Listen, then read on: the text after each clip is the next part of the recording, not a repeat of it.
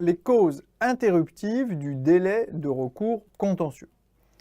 Les causes interruptives du délai de recours contentieux, nous les avons présentées. Je ne vais pas faire le tour de toutes ces causes, mais je vais me concentrer sur les 3 principales causes qui permettent d'interrompre le délai de recours contentieux. Interrompre, ça veut dire faire repartir à zéro ce délai de recours contentieux.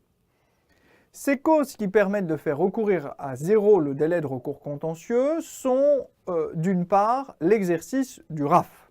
L'exercice du RAF, recours administratif facultatif, a pour effet de faire repartir le délai de recours contentieux à zéro, avec toutefois quand même une spécificité par rapport au RAPO. Je me permets de le rappeler. Si vous exercez un RAPO, on le sait, le seul acte que vous pouvez et devez contester, c'est la décision issue du RAPO.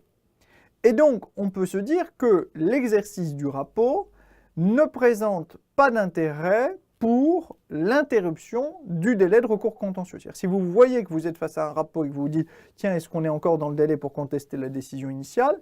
Dites-vous bien une chose, vous vous fourvoyez.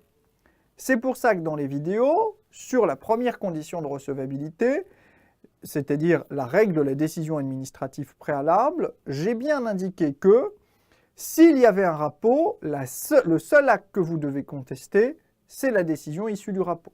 C'est une condition au regard de la règle de la décision administrative préalable. Si en revanche vous exercez un RAF, on sait qu'en pareille hypothèse, vous devez contester les 2 actes. L'acte initial et le refus d'abroger ou de retirer l'acte suite à une demande présentée en ce sens. En pareille hypothèse, bien sûr, l'exercice du RAF peut avoir pour effet de proroger le délai de recours contentieux. Ça veut dire que ce délai de recours contentieux va recommencer à courir à compter de 0. Quelles sont les conditions pour que ce RAF puisse effectivement interrompre le délai de recours contentieux? Il faut que ce RAF présente 4 qualités qui figurent ici sur le PowerPoint. Première qualité, il faut que ce RAF soit un recours authentique.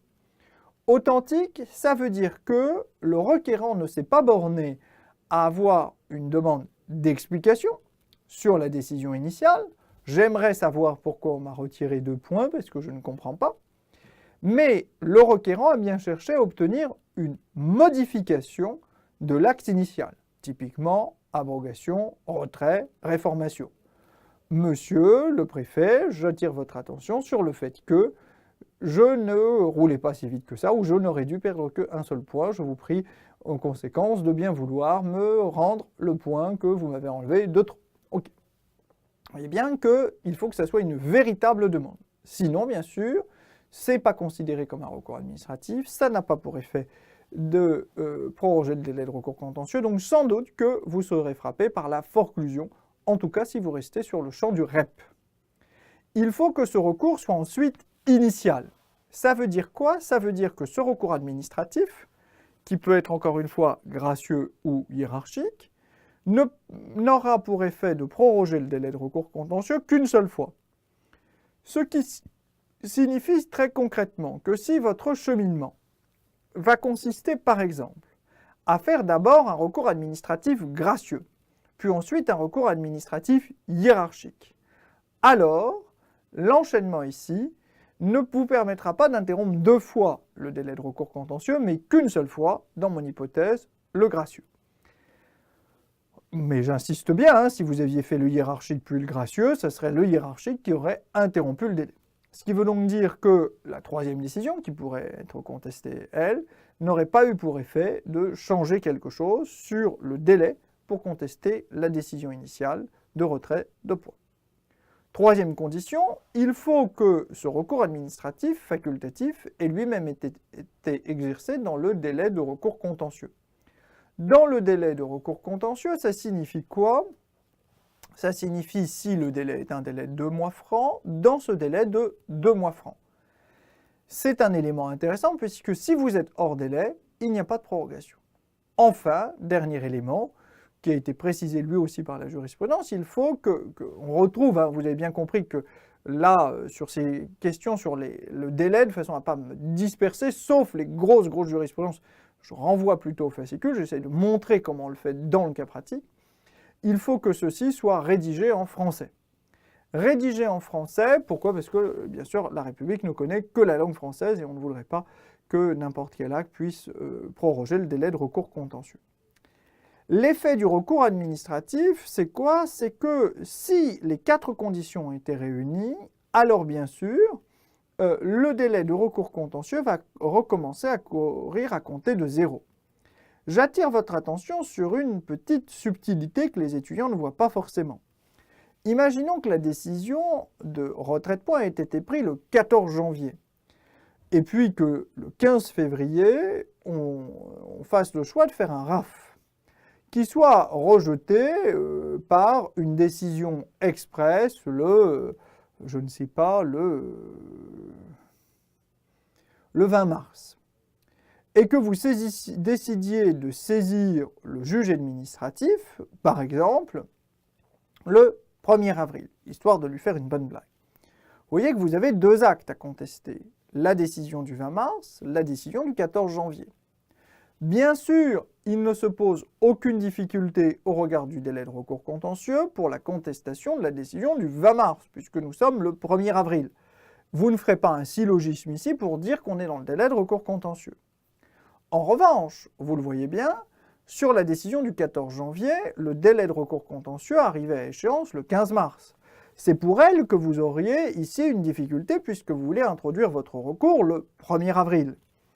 Le fait que, dans ce délai de recours contentieux, on ait exercé un recours administratif facultatif le 15 février, aura pour effet que le délai de recours contentieux va recommencer à courir à compter du 20 mars, sous réserve toutefois que, bien sûr, la décision issue du recours administratif comporte elle-même la mention des voies et délais de recours.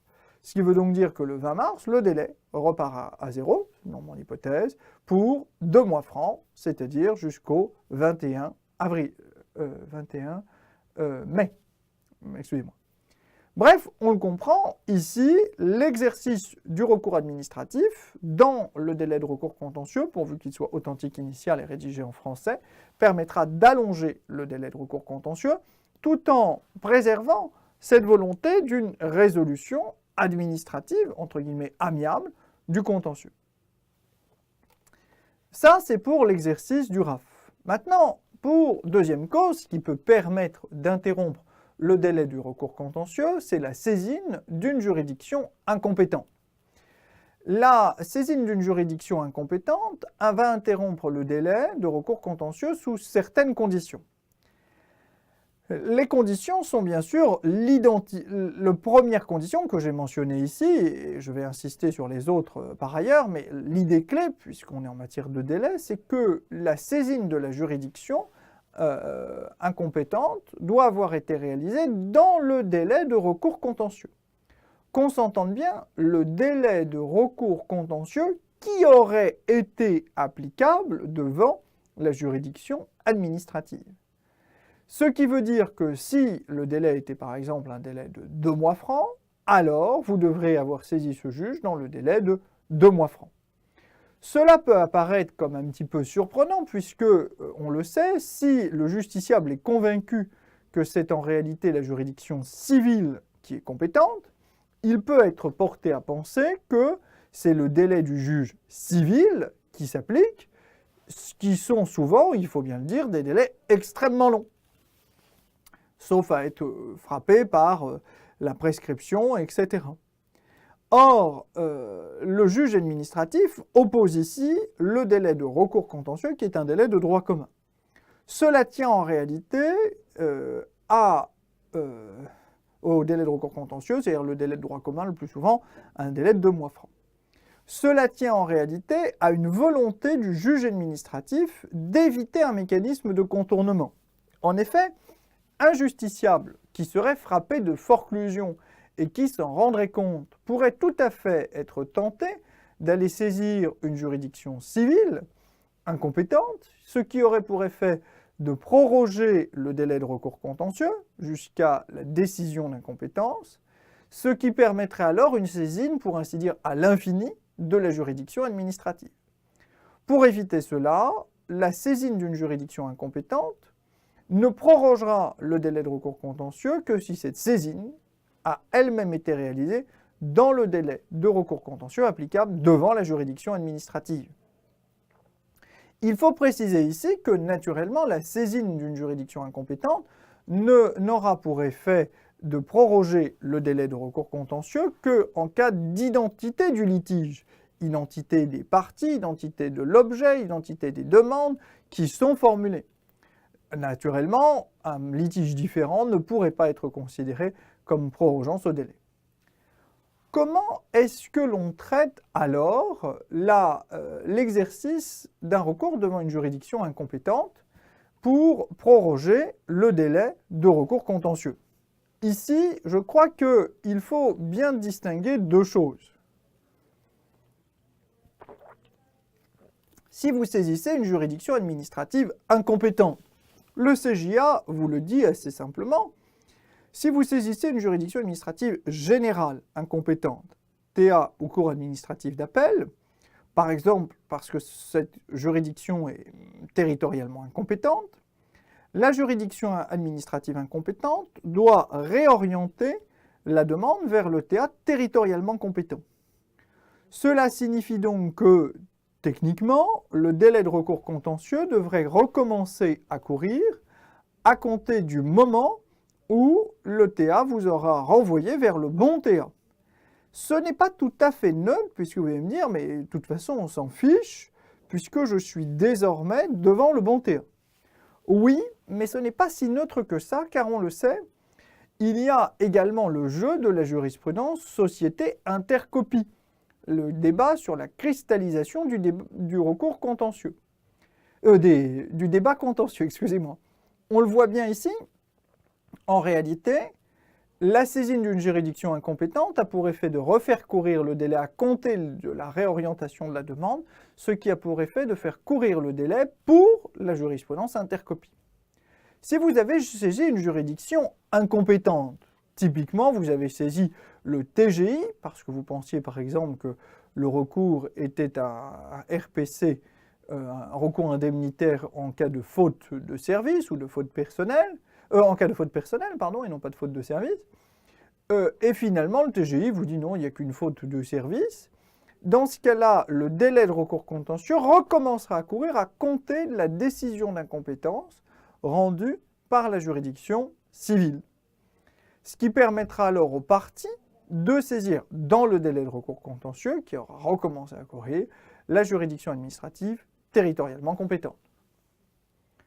Troisième cause qui va permettre ici la prorogation du délai de recours contentieux, c'est la demande d'aide juridictionnelle.